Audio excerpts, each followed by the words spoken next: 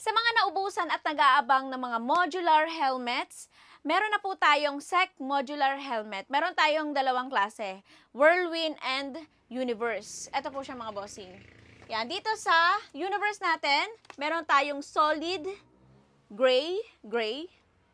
Ayan.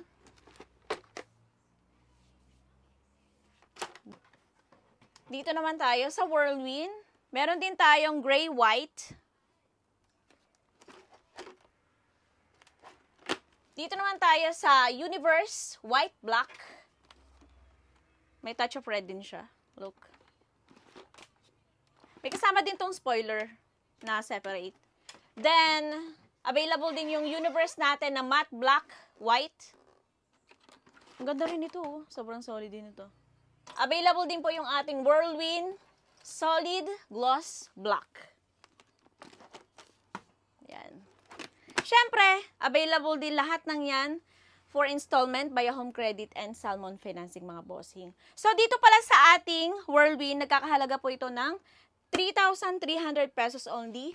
Dito po sa Universe natin, nagkakahalaga po siya ng 3,300 pesos. Dito lang yan sa Galaera Moto Gears. Tapat mismo tayo ng Kabsu, Silang, Cavite.